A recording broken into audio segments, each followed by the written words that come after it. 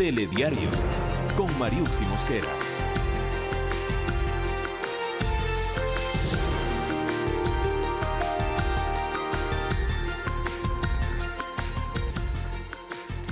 ¿Qué tal, amigos? Muy buenas noches. Bienvenidos a Telediario Estelar. Tenemos importante información que compartir con ustedes esta noche. Aquí iniciamos. Bienvenidos.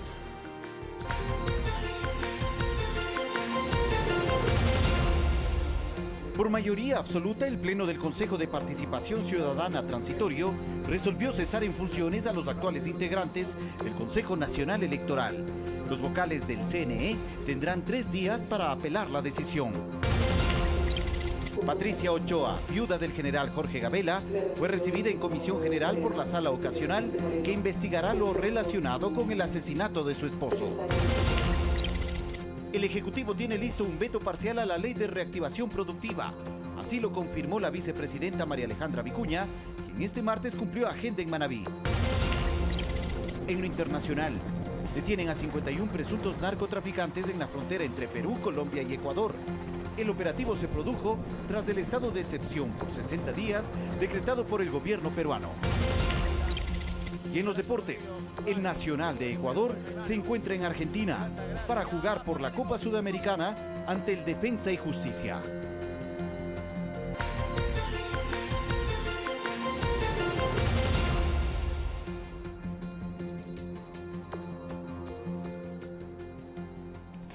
Iniciamos ahora con los detalles de la información. Por unanimidad, los miembros del Consejo Nacional Electoral fueron cesados en funciones por el Consejo de Participación Ciudadana y Control Social Transitorio. Una vez que reciban la notificación, los funcionarios cesados tienen 3 días para impugnar este dictamen. Algo más de 2 horas le tomó al secretario del Consejo de Participación Ciudadana Transitorio leer una sinopsis de la propuesta de resolución respecto a la evaluación a los consejeros y consejeras del Consejo Nacional Electoral. Al final, por unanimidad, los miembros del organismo electoral fueron cesados en funciones. Cesar en funciones y dar por terminado anticipadamente el periodo del economista Mauricio Tayupanta Noroña como vocal del Consejo Nacional Electoral y cesar en funciones y dar por terminadas las prórrogas de sus periodos de los consejeros licenciada Nubia Magdala Villasís Carreño, magíster Ana Marcela Paredes, ingeniero Paul Salazar Vargas y licenciada Luz Aro Huanga. Sírvase notificar a los interesados para que ejerzan su derecho a la impugnación en el término de 3 días, como se dice en la propia resolución.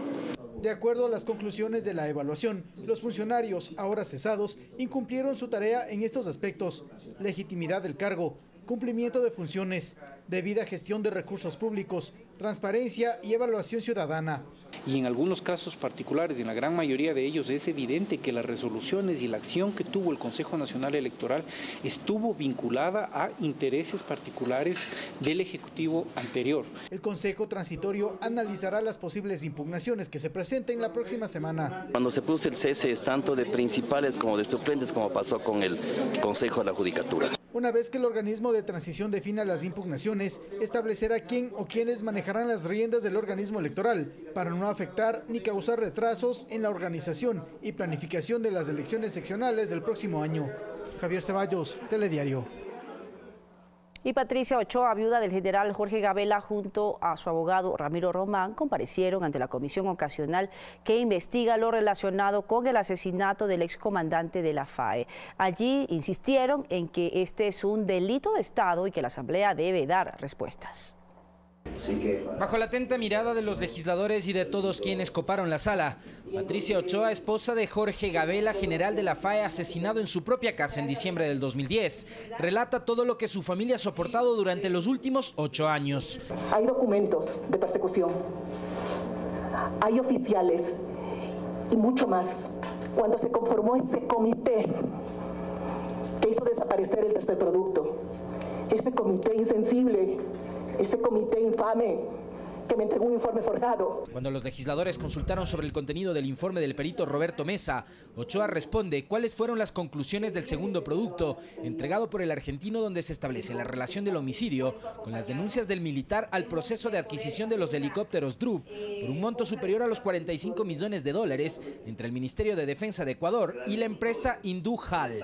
Él dijo que estaban implicados generales, Aunque el tercer informe y su paradero siguen siendo un misterio, para la asambleísta Marcela Guiñaga es clave la intervención de la justicia para que levante el sigilo administrativo que existe. El fiscal tiene en cualquier momento la orden y la posibilidad legal de emitir un acto urgente para que así esa supuesta cláusula de reserva quede sin ningún efecto.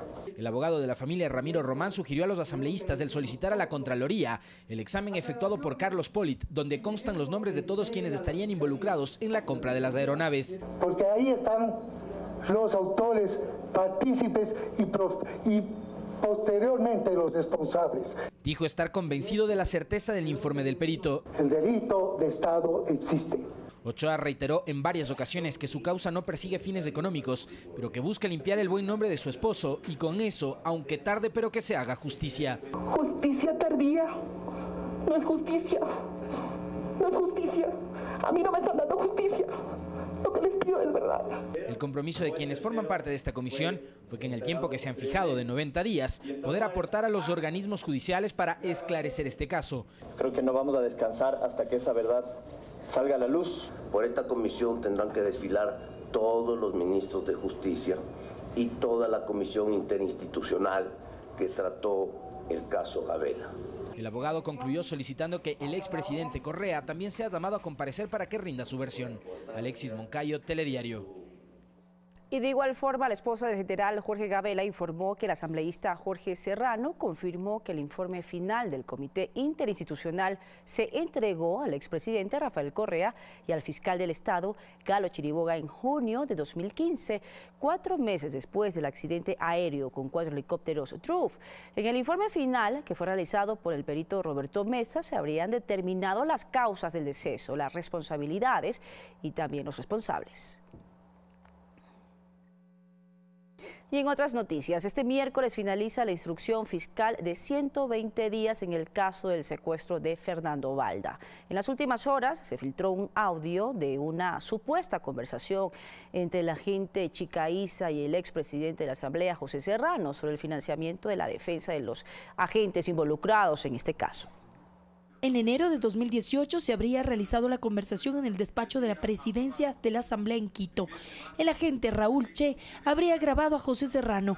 En ella expone durante 40 minutos su lealtad al expresidente Rafael Correa y al legislador y clama por ayuda económica para financiar la defensa en el caso del secuestro a Fernando Balda. Este audio habla acerca de que le estaba dando información del proceso.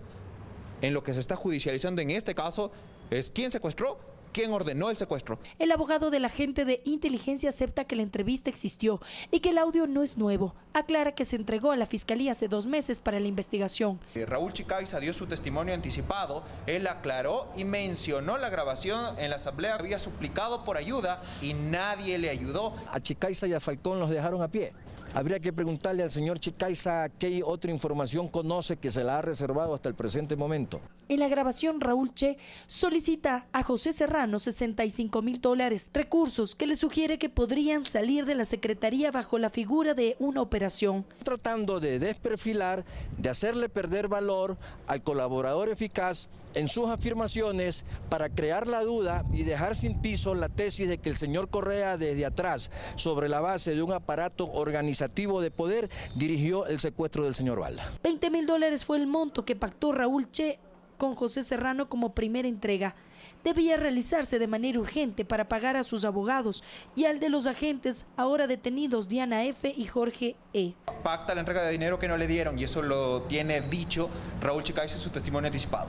Y lo que me dio fue pases. Entonces Chica Isa comienza a hacer sus gestiones con funcionarios del gobierno y pues hablaba a nombre de los 3, porque decía Espinosa no tiene nada que ver, pero está metido. Raúl Che argumenta que el expresidente Rafael Correa, con quien también se había reunido y que ha sido vinculado al proceso por el secuestro de Fernando Balda en el año 2012, le prometió protección. Pero la conversación con José Serrano no sería la única, que está en manos de las autoridades judiciales para la investigación. De otros funcionarios los tiene la Fiscalía General del Estado. ¿Son del actual régimen o del anterior régimen. Podemos decir mitad, ¿no? Pero no le puedo dar otra información. En la versión libre y sin juramento que rindió José Serrano en marzo de este año, señaló que se enteró del caso Balda por redes sociales y que al agente Raúl Che lo vio 3 o 4 veces porque hacía barridos electrónicos, pero no hablaron del secuestro. Valeria Villarroel, Telediario. Y asambleístas de la bancada de Revolución Ciudadana presentaron una denuncia en la Fiscalía General del Estado en contra de Fernando Balda por el supuesto delito de violentar la seguridad del Estado. Los legisladores señalaron que el activista político recibió financiamiento para llevar adelante el proceso de su secuestro y la vinculación al expresidente Rafael Correa.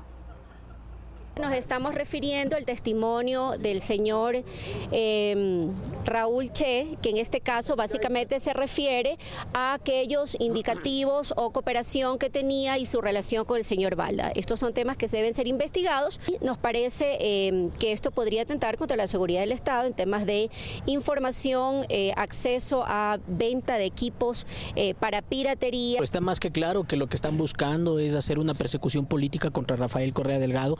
Detrás hay intereses económicos y hay gente que está financiando esto. ¿Qué es lo que está pasando? ¿Quiénes son los financistas? ¿Quiénes son los que están llevando adelante todo este aparataje? Y en tanto, el abogado defensor del expresidente Correa anunció que insistirá en la solicitud de revocatoria de la medida cautelar en contra del exmandatario y se mantiene a la espera de la audiencia preparatoria del juicio. Yo esperaría que en esa audiencia preparatoria de juicio, al ver que no existen elementos serios de la Fiscalía para avanzar hacia un juicio, allí se declare el sobreseimiento. Eso sería lo pertinente, eso sería lo que en derecho corresponde, pero naturalmente habrá que esperar a ver qué pasa. Yo siempre digo, no hay que perder la esperanza de que una pizca de imparcialidad, una pizca de sensatez, una pizca de lucidez esté en la mente de la señora jueza. Vamos a cambiar de tema. En el Parlamento nuevamente se discute sobre la posibilidad de reorganizar las comisiones, sobre todo las ocasionales que no avanzan en sus cargos.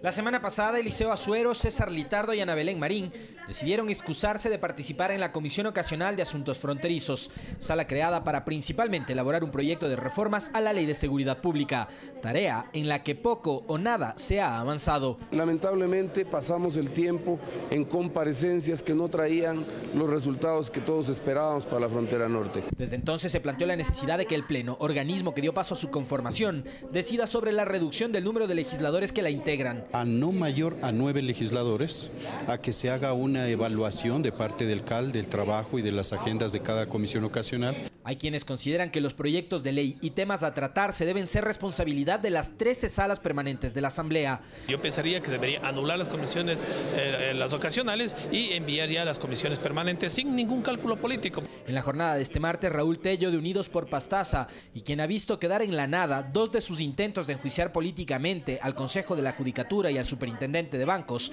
propuso al Pleno el reorganizar la Comisión de Fiscalización. En la finalidad de que vayan ahí legisladores que asistan a las reuniones, que cuando les conviene no manden a los alternos. Idea que no tuvo eco en la mayoría, para quienes por ahora no es una urgencia reestructurar una de las salas permanentes del Parlamento, encargada de la fiscalización y el control político. Y no porque a él no le salen las cosas como él quisiera, es motivo suficiente para que se pida una cosa de esta naturaleza. Esto cuando estamos a 10 meses para que se cumpla la mitad del periodo, en donde el Poder Legislativo sí deberá dar paso a una reorganización integral. Alexis Moncayo, Telediario. La reducción de los índices de empleo y desempleo y el aumento de los porcentajes de pobreza y pobreza extrema dan cuenta de las dificultades económicas que ha atravesado nuestro país y que han afectado la productividad, según analistas y representantes del sector productivo. El aroma de los choclos asados a la parrilla llama la atención de los transeúntes en la avenida 12 de octubre al norte de Quito. Elario Codena los vende desde las 5 de la tarde. Con este trabajo trata de mantener a su esposa actualmente enferma y a su hijo que estudia en la universidad. Unos 15 dolaritos. Sí. 15 diarios. Sí. Elario forma parte del grupo de personas que no poseen un empleo adecuado, que según las estadísticas oficiales del INEC, en junio de 2017 se encontraba en el 40.1% y en junio de este año bajó al 38.9%. Lo mismo ocurrió con el desempleo, que en junio de 2017 se encontraba en 4.5% y en junio de este año bajó al 4.1%. En cambio, lo que subió es el empleo no pleno, es decir, aquel donde el trabajador recibe menos que el salario básico. En junio de 2017 se encontraba en el 24.3% y en junio de 2018 subió al 26.5%. María Herrera, economista y catedrática universitaria, explica algunas razones para estas cifras. Muchas empresas han disminuido sus niveles de producción, básicamente las medianas y pequeñas empresas, que son en número las que mayor aportan a la economía ecuatoriana. Si no tenemos un incremento en las ventas, tenemos necesariamente que ajustar hacia los costos. Y parte de los costos obviamente son temas de gastos de personal. El INEC también publicó el reporte de pobreza y desigualdad que señala un aumento del índice de pobreza que en junio de 2017 se ubicaba en 23.1% y en junio de 2018 subió al 24.5%. La extrema pobreza en junio de 2017 estuvo en el 8.4% y en junio de 2018 subió al 9%. Cecilia Lucano, una pequeña comerciante, explica que la situación económica ha afectado también su negocio. Ahora se ponen cualquier persona en los puestos de uno a vender lo mismo, entonces y dan más barato. En ese contexto y con diferentes expectativas se espera el pronunciamiento del Ejecutivo sobre la Ley de Fomento Productivo. Todas las remisiones que se han contemplado en el proyecto de ley, lo que tratan es de generar empleo productivo. No es solamente el tema de remisión de multas de intereses, digamos, es un tema de tasas de interés. Seguimos teniendo tasas de usura en el país, eso es todo el lío. Por su parte, Hilario y Cecilia esperan también los beneficios de la reactivación económica en el Ecuador. Para Telediario, Rommel Garzón. Y bien, a propósito de las cifras que se mencionan en ese reportaje, en el reportaje anterior, tenemos en nuestros estudios de Telediario a Reinaldo Cervantes, director del Instituto Nacional de Estadísticas y Censos, precisamente para enseñarnos un poco más sobre esta lectura, una lectura técnica y aclarar ciertos puntos sobre estas cifras. ¿Qué tal? Muchísimas gracias, director, por estar con nosotros. Hemos visto varias cifras que se han presentado, pero antes de eso quisiera hablar un poco más sobre cuál es el trabajo que se realiza en el Instituto de Estadísticas y Censos. ¿De qué forma ustedes realizan este levantamiento de cifras? Sí, me gustaría referirme a esta información que se publicó e indicar que el INEC tiene un conjunto de operaciones estadísticas que las elabora periódicamente. Dentro de esas operaciones de estadísticas se encuentra a la que se hace mención. Esta es una operación que el INEC lo ha realizado aproximadamente ya desde hace 20 años y lo que hace es publica un dato anual y también un dato semestral. Se hacen también unos levantamientos de información más pequeños para tener una idea de la coyuntura de forma trimestral. Ahora bien, atendiendo el pedido de transparencia que nos ha hecho el señor presidente a todos y también respondiendo a un calendario estadístico, lo que hemos hecho es publicar esta información el día de ayer. El día de ayer se presentaron estas cifras. Sí, señalar que también para este levantamiento nosotros hemos visitado alrededor de 17,000 hogares con un equipo técnico a nivel nacional de 177 personas y bajo una metodología que es estándar, que es aprobada por la OIT y que después de ese trabajo hacemos el procesamiento y difusión de los indicadores. Pero que además, director, hay que saber y que conocer cómo hacer la lectura de estos resultados. Sí. No es a veces cómo las estamos viendo porque técnicamente el resultado puede ser diferente. Eso es lo que yo quiero que usted en este instante también nos aclare y nos dé a conocer a qué se refiere. Pero sobre todo es importante saber si son confiables estas cifras. Ya, como le decía, nuestras cifras obedecen todo un proceso de planificación estadística y tienen un riguroso proceso en el levantamiento de información. ¿Y el perfil de las personas que realizan estas tenemos un conjunto de encuestadores que hacen de ese trabajo casi una profesión y para cada levantamiento tienen un proceso de capacitación. Ahora me gustaría hacer mención también a un tema. Estos ejercicios que hacemos, este cálculo obedece a un ejercicio de levantamiento probabilístico.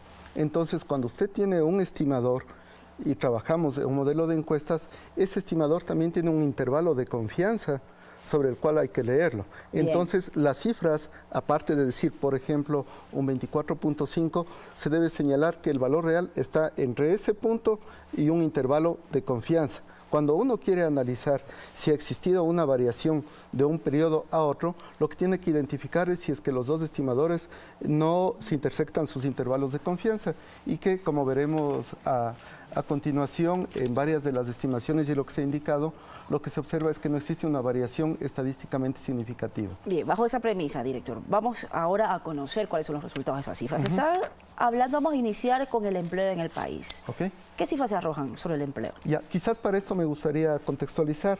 En el país somos alrededor de 17 millones de personas y de esas 17 millones de personas, alrededor de 12 millones de personas se encuentran como población en edad de trabajar. De esas 12 millones de personas que están en edad de trabajar, existen 8 millones de personas que conforman la población económicamente activa. Y sobre esa población es sobre la que se puede calcular los indicadores de empleo. Entonces, de estos 8 millones de personas, lo que vemos es que el 95.9% tiene empleo y un 4.1% se encuentran desempleadas. Sobre las personas que tienen empleo, hacemos un ejercicio para separar a aquellas personas que tienen empleo adecuado y aquellas personas que tienen empleo inadecuado. Como se señalaba en el reportaje, los últimos datos a junio 2017 señalan que el 38.9% de las personas tienen empleo adecuado y que existe un 56.4% que tienen empleo inadecuado. ¿Y esto qué significa? ¿Existe un incremento entonces? No, lo que podemos ver es que si hacemos un análisis en un periodo largo, existió un tema de una disminución en la calidad del empleo, principalmente entre el año 2014 hasta el año 2016.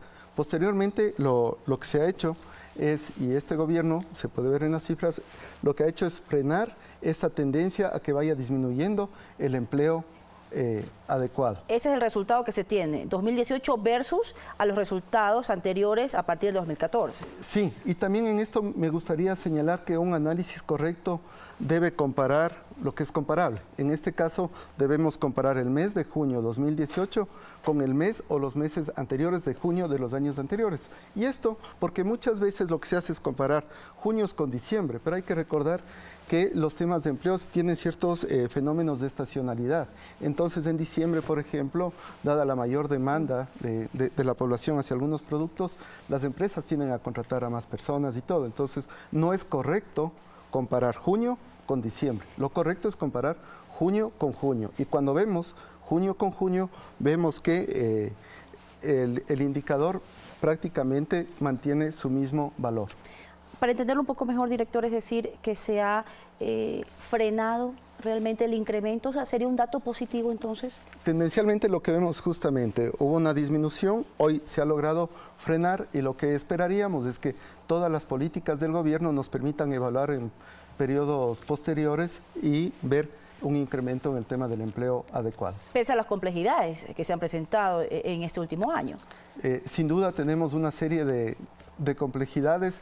El INEC lo que hace o lo que le permite al actor político y a la ciudadanía es tener información para que tanto el actor político como la ciudadanía tome mejores decisiones de cómo avanzar en este tema y esperaríamos una mejora en el empleo adecuado. Vale la aclaración, director, porque le hacía estas preguntas porque han sido diferentes las reacciones. De hecho, se ha manejado como que se ha incrementado el desempleo, de que existen más de 160.000 plazas de empleo que han sido eliminadas. ¿Cuál sería entonces la respuesta frente a estas cifras? Me gustaría referirme a lo que comenté anteriormente. Esta es una operación de carácter probabilístico y lo que nosotros recomendamos es el uso o el manejo de porcentajes, no de valores absolutos, porque nosotros no podemos decir con certeza 1 millón o 1.050.000.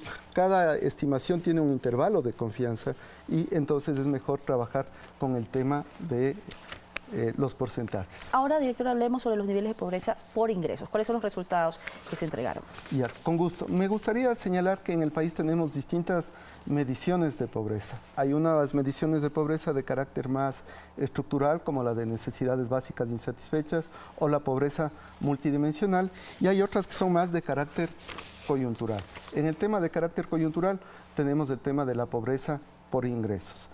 Y lo que vemos también en un análisis comparativo de junio a junio es que el valor de la pobreza y de la extrema pobreza se mantienen constantes. Es decir, yo sé que usted es un técnico, que no omite opiniones, pero pues, o sea, significa que las políticas implementadas en estos últimos 12 meses ha permitido precisamente de que se haga un freno y un alto, que se incremente en este caso, por ejemplo, que más personas ingresen a un nivel de pobreza. Efectivamente, bajo el contexto complejo que recibió este gobierno, la situación económica, lo que se ve es que se logró frenar unas tendencias que podían tener un incremento tanto en pobreza como en extrema pobreza, y actualmente tenemos un valor similar al del año anterior. Antes de finalizar, el director, quisiera preguntarle sobre el censo nacional, va a ser próximo. Sí, bueno, ahí tenemos, aparte de esta información y de los procesos de transparencia permanentes, también tenemos buenas noticias, yo diría, para el país a futuro, y es el tema de que nos encontramos ya iniciando el proceso que nos permitirá llegar al censo del año 2020. Este es un proceso que como país lo realizamos cada 10 años y el INEC desde este año empieza ya este proceso. ¿El objetivo principal de compartir estas cifras, director? El objetivo principal es, por un lado, que la ciudadanía tenga confianza en la información que se genera desde el INEC, es una información creíble, y también esto obedece a un tema transparente que el INEC trata de salvaguardar y que creo también, estoy seguro, es la política de este gobierno. Muchísimas gracias. Gracias por este espacio y por también aclarar varios temas, sobre todo luego de compartir esta cifra el día de ayer. El director ejecutivo del INEC con nosotros. Hacemos una pausa, ya volvemos.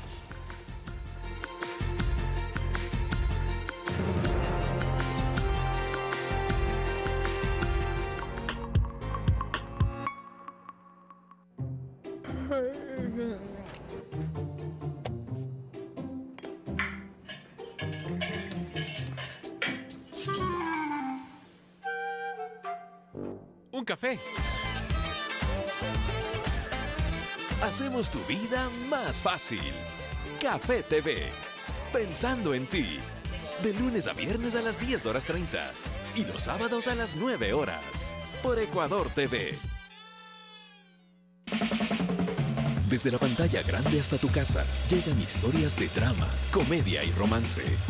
Desde España hasta Latinoamérica, recogemos personajes curiosos, fuertes, cercanos. Llega una selección del mejor cine iberoamericano a nuestro cine, cada sábado, 22:30, por Ecuador TV.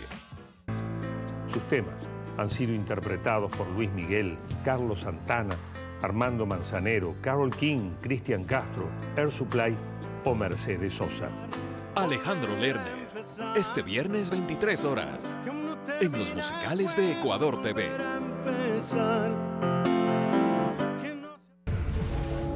Hicimos un programa con las historias que la ciudad tenía ganas de contar. Las calles son el escenario del programa. Allá me hice pandillero. Como taxista es riesgoso la vida. Después de comer te sentirás culpable. Micromundos tiene una mirada comprometida con lo social. Si ven como yo lo hago, tú también lo puedes hacer. La magia existe.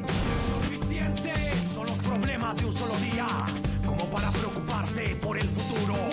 Olvidamos que para poder llegar al otro lado, hay que empezar derribando el primero de Micromundos. Todos los martes y jueves, 19 horas. Por Ecuador TV.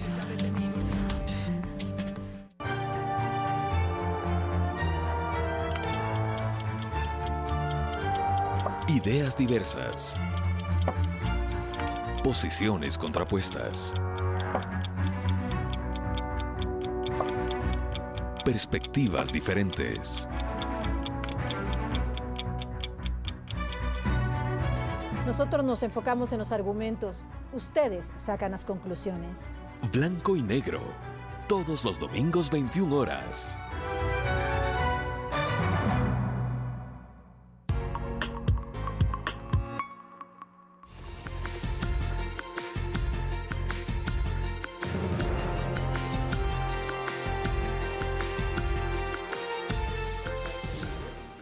Bien, estamos aquí precisamente ya haciendo un preámbulo con el invitado que tenemos ahora. Estamos en compañía, vamos a saludar al doctor Juan Páez, gerente general del Hospital Carlos Andrade Marín, con quien vamos a dialogar sobre diferentes temas, el sistema de seguridad, en la CHECAM, también la inauguración del Centro Especializado de Rehabilitación Física, entre otros temas de intereses para los afiliados. Doctor, muchísimas gracias por estar con nosotros. Gracias, Mariuxi. Doctor, Hay noticias que tiene que conocer la ciudadanía. Por ejemplo, a partir del lunes se implementaron estos controles de acceso para garantizar una mejor atención pública. ¿Por qué se implementa este sistema de acceso? Así es, durante 48 años ha ido progresivamente creciendo la demanda de pacientes y por lo tanto la circulación no solo de pacientes, sino de público en general, lo que ha hecho que se cuantifique en 15,000 pacientes diarios. ¿Y todos van a atenderse? No, apenas se atienden el 40%. El resto son gente que va a vender artículos, ropa, joyas, comida. Sobre esas situaciones, ¿qué situaciones se generan? ¿Por qué se implementa este sistema de acceso dentro del hospital? Esta situación genera primero congestión, contaminación, sobre esa circunstancia dificultad para los accesos de los verdaderos pacientes a los diferentes servicios. En cuanto a la seguridad, doctor, ¿cómo se ha manejado? Exactamente, imagínese que el problema que yo detecto cuando tomo la gerencia es que los señores de lo ajeno se meten hasta en las oficinas administrativas, se van llevando celulares, lo que encuentran.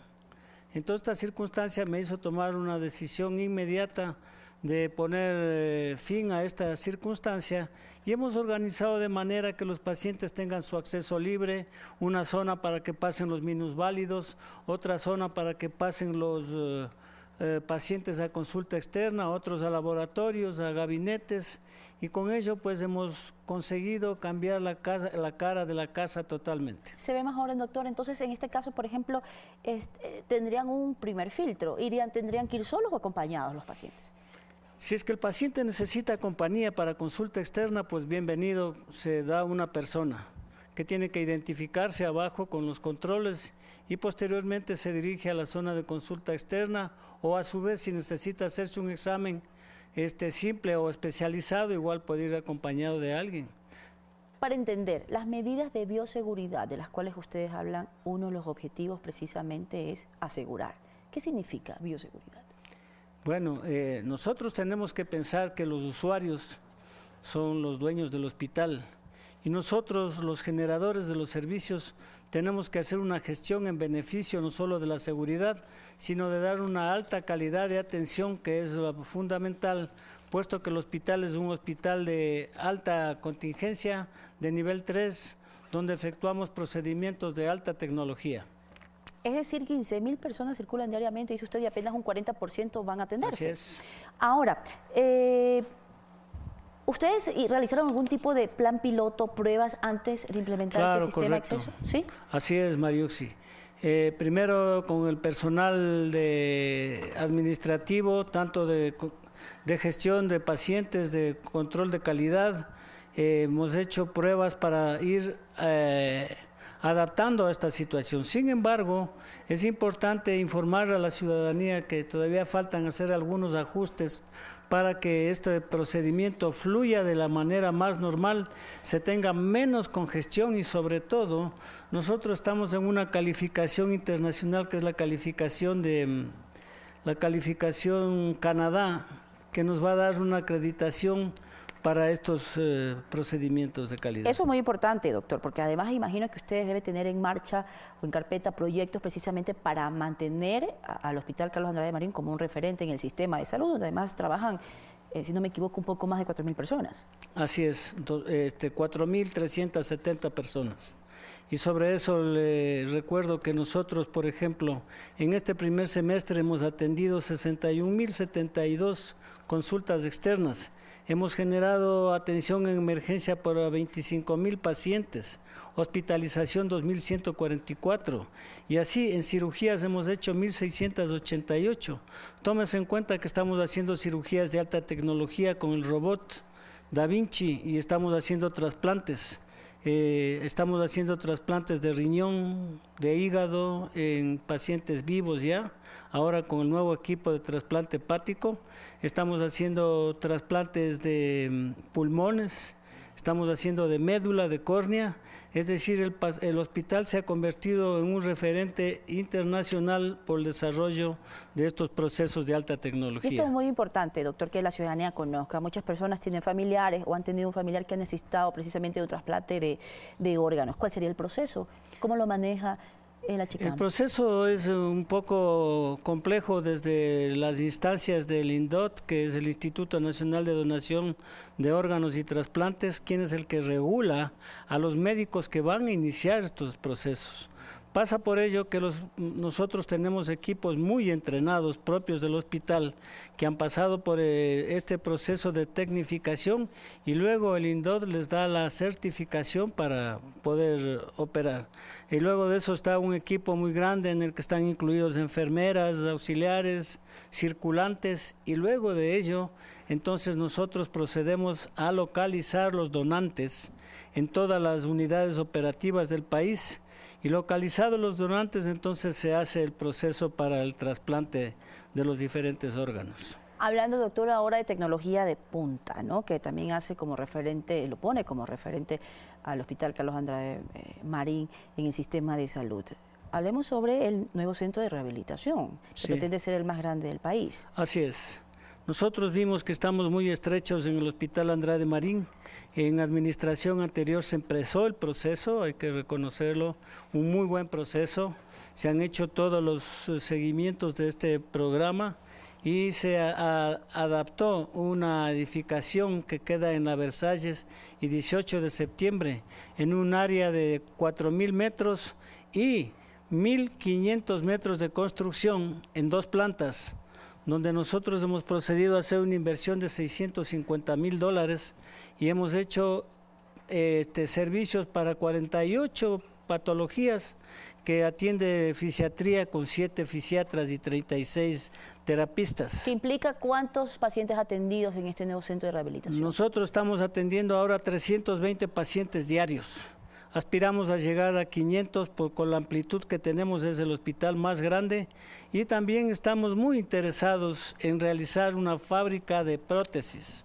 ¿Por qué razón? Porque tenemos dificultades en la adquisición de prótesis en todo el país y creo que tiene que ir de la mano y está dentro de las perspectivas de desarrollo la creación de la fábrica de prótesis. Ahora, algo importante también es la calidad del servicio, porque podemos tener grandes centros de rehabilitación, la tecnología de punta, pero están trabajando sobre ese aspecto, doctor, sobre un servicio de excelencia. Sí, muy bien. Mariuxi, el servicio de rehabilitación, como le decía, tiene 7 médicos especialistas en fisiatría y cuenta con 3 docenas de rehabilitadores y gente de terapia de lenguaje, terapia neurológica. Todas las áreas están totalmente cubiertas con gente altamente calificada. La situación de certificación del hospital obliga a que los médicos que actúan dentro de la institución sean gente calificada. Ahora, doctor, ¿cómo se está trabajando ya para finalizar con esta entrevista que es muy importante para la ciudadanía, para el servicio, para los pacientes que precisamente llegan hasta el hospital? ¿Cómo se agendan las citas? ¿De qué forma se ha optimizado esto? Muy bien, tienen que tomar en cuenta toda la ciudadanía que el hospital es el hospital de referencia nacional. Por lo tanto, todas las unidades operativas que necesitan atención en el Hospital Andrade Marín nos refieren los pacientes. Es por ello que hay mucha acumulación de esta circunstancia. Y más todavía ahora, por lo que hemos crecido en fisiatría, nosotros atendemos los pacientes que se generan las patologías del hospital y también de las unidades operativas. Por lo tanto, la demanda es enorme.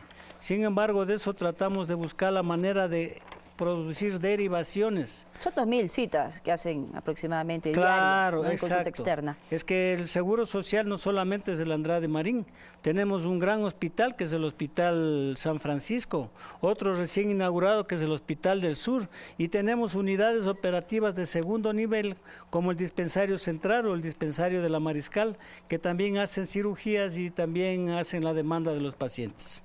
Lo importante es canalizar qué tipo de servicios y qué tipo tipo, o si es centro de salud, o qué tipo de especialidades necesita y hacia dónde dirigir al referido. Así es, Mariuxia. Muchísimas gracias, doctor. A usted. Por contestarnos todas estas inquietudes, las inquietudes de la ciudadanía. El doctor Juan Páez, el gerente general del Hospital de Especialidades Carlos Andrade Marín. Vamos a continuar con más noticias. Ahora les contamos que la reconstrucción de Manabí y el desarrollo económico del país marcaron la agenda de la vicepresidenta María Alejandra Vicuña. En la misma se ratificó el envío de un veto parcial a la Ley de Reactivación Productiva. Manabí continúa en su lucha por reponerse de los daños generados por el terremoto de 2016, tema prioritario para el gobierno nacional y su vicepresidenta María Alejandra Vicuña.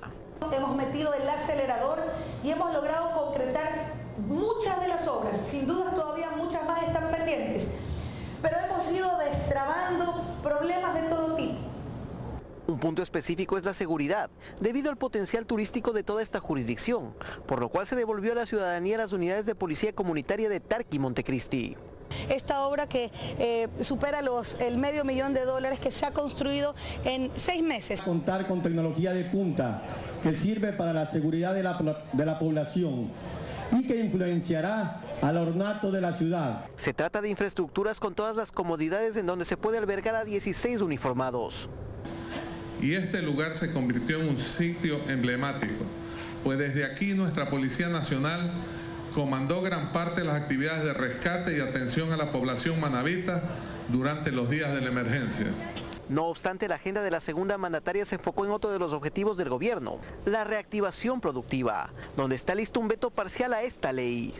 Sí, han existido algunas reuniones, algunos talleres con el equipo económico, está ya prácticamente listo, estaban puliendo algunos temas de forma y de hecho el propio equipo económico dará a conocer algunas puntualizaciones que era necesario ajustar en el texto de la ley. Lo hizo luego de un recorrido a la Fabril S.A., una fábrica que produce más de 300 ítems generando 2.000 plazas de trabajo, con lo que se ratifica a la empresa privada como socio estratégico para las políticas gubernamentales. Con imágenes de José Luis Golotuña en Manabí, Alex Llanos, Telediario. Y Ecuador busca un acuerdo comercial en 2019 con la Comisión Económica Euroasiática. Hoy se realizó la primera reunión. El ministro de Comercio Exterior, Pablo Campana, dijo que la ley de fomento productivo atraerá inversión extranjera. Como parte de la política de fortalecimiento de relaciones comerciales, se realizó el primer encuentro entre Ecuador y la Unión Económica Euroasiática para abrir nuestros mercados y alcanzar un acuerdo en el primer semestre de 2019. Existen 610 compañías que ya están exportando a la Unión Económica Euroasiática. Contamos con 97 productos de exportación. Los países de Rusia, Belarus, Kazajistán, Armenia y Kirguistán integran el tercer principal destino de exportaciones, que en 2017 alcanzaron los $872 millones en productos como banano, rosas, flores, café industrializado y mariscos. Las cifras del intercambio comercial muestran que ya se superó los $1.000 millones en el total del intercambio exportaciones-importaciones. La ministra de Comercio Euroasiática, Verónica Nikishima, explica que se ha avanzado en una búsqueda de complementariedad y destaca que estos logros se realizan tras el primer acercamiento hace 6 meses. Las cifras del comercio son pequeñas en comparación con el potencial que tenemos, pero hemos avanzado con Ecuador para seguir creciendo y diversificando nuestro mercado. Un pacto comercial que se busca a puertas de aprobar una nueva ley de fomento productivo que brinde seguridad jurídica e incentivos tributarios y que este martes ingresará a la Asamblea Nacional tras el veto del Ejecutivo. No hay ninguna modificación a los incentivos de ley para nuevas inversiones. Llámese exoneración de impuesto a la renta. El día de hoy se estaría ingresando el proyecto de ley a la Asamblea Nacional. Bajo este objetivo, Ecuador estará presente en México y Washington para reactivar el denominado TIC o Consejo de Comercio e Inversiones. La visita por primera vez en 10 años de una funcionaria de la región euroasiática y del vicepresidente de Estados Unidos, Mike Pence, demuestran el compromiso del gobierno de Lenín Moreno en atraer inversión extranjera y mejorar las relaciones público-privado en el sector empresarial. Fanny Lara, Telediario. Un daño en los grupos de bombeo del poliducto Pascuales Cuenca provoca dificultades en la distribución de combustibles para la región del Austro Ecuatoriano. Según un comunicado de Petroecuador, desde la terminal a Troncal se atenderá la demanda a través de tanqueros y se descarta que exista desabastecimiento. En la terminal Chayhuabamba del poliducto Pascuales Cuenca, los transportistas que diariamente llevan combustible para las provincias amazónicas hoy no pudieron cargar sus tanqueros. Y normalmente sí hay gasolina cuando ustedes vienen. Sí hay. Solo hoy día no. Solo ahora. Se dijera troncal, nos dijeron, pero no sé. En Cuenca se formaron largas filas de vehículos en busca de gasolina. Es algo que no debería pasar en Cuenca o en el Ecuador, pero lamentablemente nos ponen en este momento difícil a la ciudadanía, ponernos a hacer fila y cola. Que no hay este momento gasolina extra, nada más, ninguna explicación más. En varias estaciones de servicio, la gasolina Super y Ecopaís se terminó antes del mediodía. Lamentamos informarles que se terminó la gasolina. El día de ayer ya nos restringieron las entregas de combustible. El problema entiendo que se van a solucionar este fin de semana. Tanto en la terminal Chayhuabamba como en las oficinas del Ministerio de Hidrocarburos y en la Agencia de Regulación y Control Hidrocarburífero, las autoridades no atendieron a la prensa. Existe un comunicado oficial de Petroecuador. Frente a rumores de desabastecimiento de combustibles que se han presentado en la ciudad de Cuenca y que han generado congestionamiento en las gasolineras de esa ciudad, la empresa pública Petroecuador ratifica que no existe ningún inconveniente con la distribución de los hidrocarburos. Otro comunicado afirma que existe un daño en los 3 grupos de bombeo en la estación La Delicia y que la terminal La Troncal cuenta con el stock suficiente para atender la demanda a través de tanqueros. César Tacuri Vintimilla, Telediario.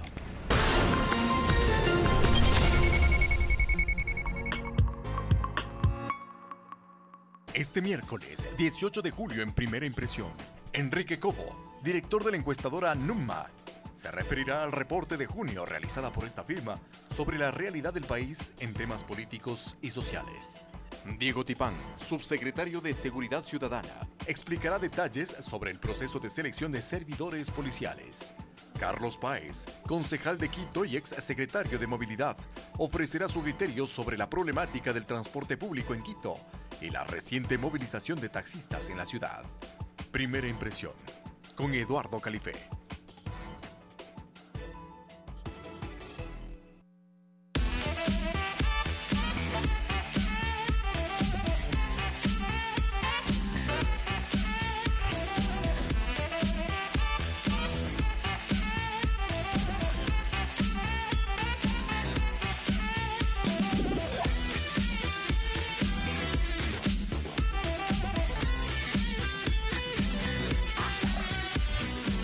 .93 Ecuador, un programa viajero para conocer ecuatorianos. Sábados 19 horas.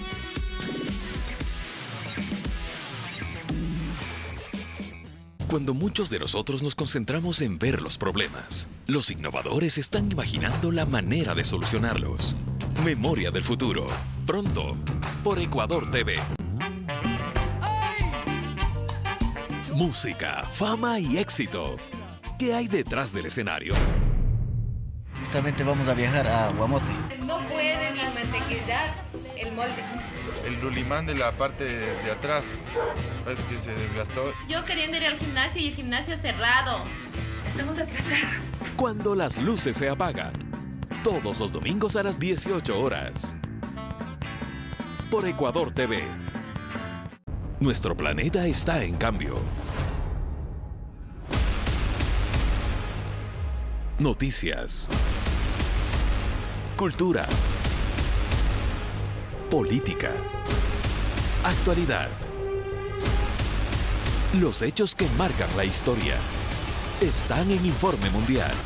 Sábado, 21:30.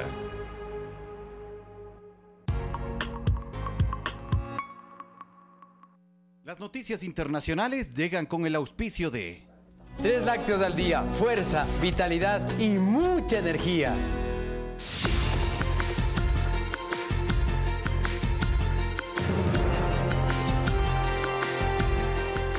Estamos de regreso con las noticias del mundo. En un mega operativo de la policía de Perú se logró la captura de 51 presuntos narcotraficantes en la zona de la frontera con Colombia y Ecuador. En el operativo, en el que participaron 350 miembros de las Fuerzas Armadas y de la Policía Nacional de Perú, además de 3 fiscales, 3 aviones y 2 patrulleros, permitió la captura de 51 presuntos narcotraficantes y la desactivación de 4 laboratorios clandestinos de elaboración de cocaína. El mismo se realizó en todo el límite de la frontera entre Colombia, Perú y Ecuador. Se ha intervenido en 4 puntos, 4 fincas. a través de 4 patrullas y una de reserva. Específicamente en la localidad de Huepi, en la provincia de Putumayo. El presidente de Perú, Martín Vizcarra, supervisó las acciones de las fuerzas del orden e instó en que este fue el resultado de un trabajo de meses para combatir este hecho. Se ha podido detener a más de 50 personas, en su gran mayoría de nacionalidad colombiana. El gobierno declaró el estado de excepción por 60 días en esa provincia por la posible presencia dentro del territorio peruano de disidentes de las desmovilizadas FARC y de grupos narcotraficantes. Fernanda de la Bastida, Telediario. Y también en Perú, el presidente Martín Vizcarra convocó a sesión extraordinaria del Congreso para remover a todo el Consejo Nacional de la Magistratura por corrupción. El Parlamento se reunirá el 20 de julio para su remoción por los audios filtrados en los que se involucra a los servidores y magistrados del Poder Judicial en delitos de soborno y tráfico de influencias. El gobierno de Daniel Ortega en Nicaragua lanzó este martes un fuerte ataque contra la comunidad al sur de Masaya, donde se encuentra el mayor bastión contra el régimen. La Iglesia Católica confirmó que esta población está bajo el control de al menos 1.500 uniformados, sobre todo tras la aprobación de una ley contra el terrorismo que impone una pena de entre 15 y 20 años de prisión por este delito. Organizaciones de derechos humanos denuncian que la normativa busca reprimir a los manifestantes que exigen la salida del jefe de Estado. La Comisión Interamericana de Derechos Humanos exhortó al mandatario a detener la violencia. Las noticias internacionales llegaron gracias a 3 lácteos al día, fuerza, vitalidad y mucha energía.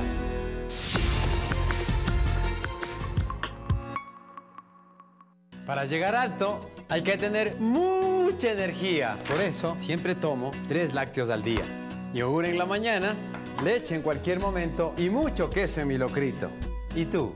¿Los tomas? Un yogur a media mañana para estar pilas todo el día. Morocho en la tarde, pura energía, ñaño. Un vaso de leche tibia para dormir calientitos. Porque yo sé que con 3 lácteos al día los nutro, los cuido y los alimento. 3 lácteos al día, fuerza, vitalidad y mucha energía. María Félix es la democratización no solamente de México, sino de la mujer mexicana. Ahora deberás tener valor para tu verdad. ¿Te entregas a mí o me destruyes? Biografías. Hoy, 23 horas, por Ecuador TV. Los microprogramas de la televisión pública. Con artistas y artesanos. Historia y cultura. Deporte y aventura. Sabor y tradición. Los microprogramas de la televisión pública. De lunes a viernes 17:30. Revive nuestras tradiciones. Por Ecuador TV.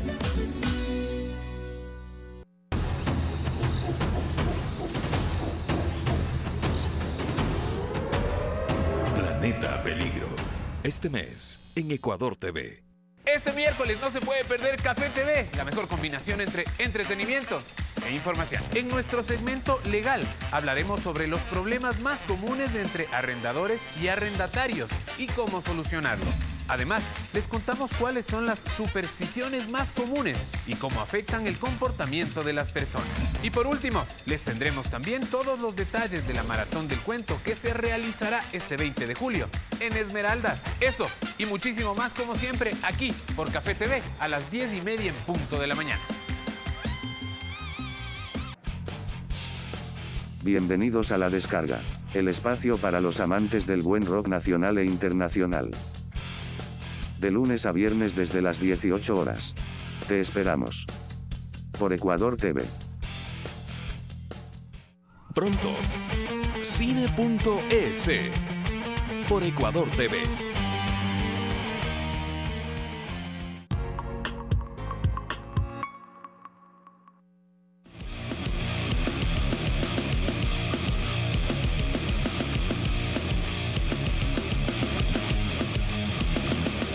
Fanático. Saludos cordiales amigos y amigas de todo el Ecuador, bienvenidos a su segmento fanático. Arrancamos de inmediato con información deportiva y es que ya hay un nuevo entrenador para la selección ecuatoriana de fútbol. Se trata de Hernán Darío El Bolillo Gómez, algo que fue confirmado hoy en el seno de la federación, pero antes había sucedido esto. Justamente les presentamos una pequeña cronología. Justamente la Federación Panameña presentaba esto en su cuenta de Twitter. No es más que un hasta luego. El técnico Hernán Gómez envió una emotiva carta a todos los panameños. Todos somos Panamá. En la presente, en donde se ve una foto y justamente al lado las palabras del colombiano nacido en Medellín, se despedía justamente de la selección panameña y agradecía por todo el cariño recibido, recordando que clasificó justamente por primera vez a una cita mundialista con este combinado. Pero horas más tarde, ya a la noche, en la Federación Ecuatoriana de Fútbol, en las sesiones que son ordinarias justamente de cada martes, el vicepresidente de la FEB, el señor Alex de la Torre, manifestaba que hubo por unanimidad la decisión de apoyar para que el presidente Carlos Villasís dialogue con Hernán Darío El Bolillo Gómez y se lo contrate como el nuevo estratega. Bueno, específicamente ya el directorio autorizó que se hable con el técnico que consideró que debe contratarse para el periodo de las eliminatorias que vienen y creo que el presidente ya arregló esa situación. ¿Hernán Darío Gómez puede ser? Sí, realmente es la situación que se ha conversado. Es una situación que el directorio recomendó y el presidente tiene que haber ya conversado con... ¿Se podría decir entonces de que el 1 de agosto será presentado Hernán Darío Gómez como nuevo director técnico de la selección? Es situación que llegue a un acuerdo, el presidente informará si han llegado a un acuerdo de contrato o no han llegado a un acuerdo de contrato. Sí, con la mayor parte de los miembros del directorio ya conocemos el trabajo de él, ya se ha trabajado en este sentido y creo que no es una situación nueva que va a tener aquí en la Federación Ecuatoriana de Fútbol y creo que la mayor parte de los ecuatorianos creo que estaremos de acuerdo. Habrá otros que no estarán de acuerdo, pero eso es una situación normal. Yo creo que en ese sentido pues esperemos que se alcance la meta y los objetivos que se ha trazado el directorio. Bueno, estaban establecidos los partidos que había en Qatar para el mes de octubre. Y conozco que el presidente en su viaje a Rusia, que regresó el día de hoy, también ha concretado unos 2 partidos posiblemente con Perú y Costa Rica. Y justamente estos serán los amistosos que va a tener ya ratificados la selección. Octubre en Qatar, justamente va a estar jugando ante Omán y ante Qatar. En noviembre ante Perú y posiblemente también ante Costa Rica. Serían ya los primeros compromisos que estaría dirigiendo Hernán Darío El Bolillo Gómez. Y esta semana se reanudó también el torneo internacional, hablamos de la Copa Sudamericana y hay presencia de equipos ecuatorianos. Justamente el día de mañana el Nacional y pasado el Deportivo Cuenca van a estar teniendo actuación. Primero lo hará Defensa y Justicia ante el Nacional, esto será a partir de las 17:30 de este miércoles y el jueves a partir también desde las 17:30, pero desde el Estadio Alejandro Serrano Aguilar estará jugando justamente el Deportivo Cuenca ante el combinado del Jorge Bilsterman. Recuerda que con 3 lácteos al día te llenas de mucha fuerza, vitalidad y energía. Un yogur en la mañana, ponerle queso a tus sopas, un rico morocho en la tarde o un vaso de leche antes de dormir. No lo olvides, 3 lácteos al día para llenarte de fuerza, vitalidad y energía. A las 22 horas estaremos con nuestro programa fanático acá en la señal de Ecuador TV, 23 horas en la señal de Gama Visión y vamos a tener un importante invitado. Se trata de Jorge Célico, el técnico de las divisiones menores, el director justamente con quien estaremos analizando la contratación de Hernán Darío El Bolillo Gómez y el proyecto que seguramente la Federación Ecuatoriana de Fútbol habrá analizado para tomar ya la decisión, en parte de ello, de contratar a Gómez. Hasta aquí los deportes, una pausa y regresamos con la recta final de su telediario. Buenas noches.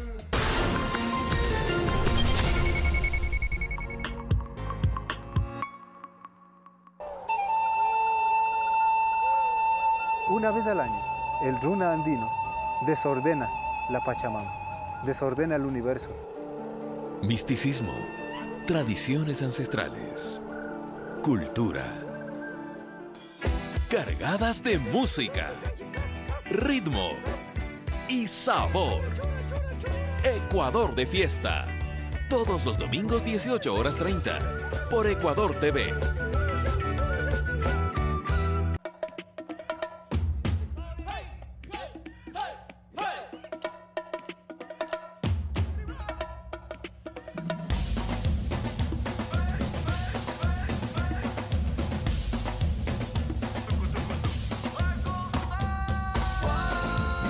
Recuerda, Los mejores programas hechos en nuestro país están de lunes a viernes a las 17 horas.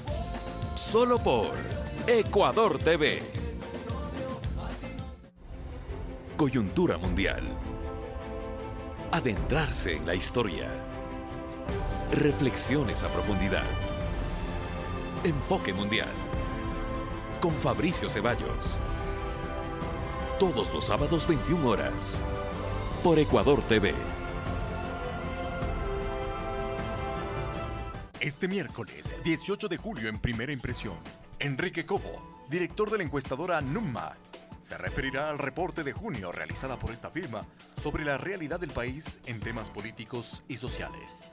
Diego Tipán, subsecretario de Seguridad Ciudadana, explicará detalles sobre el proceso de selección de servidores policiales.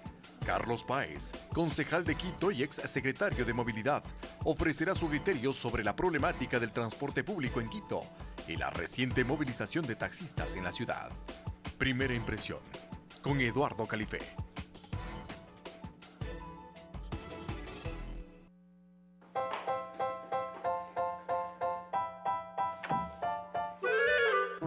¿Se les olvida algo? Hacemos tu vida más fácil. Café TV. Pensando en ti. De lunes a viernes a las 10:30 y los sábados a las 9 horas. Por Ecuador TV.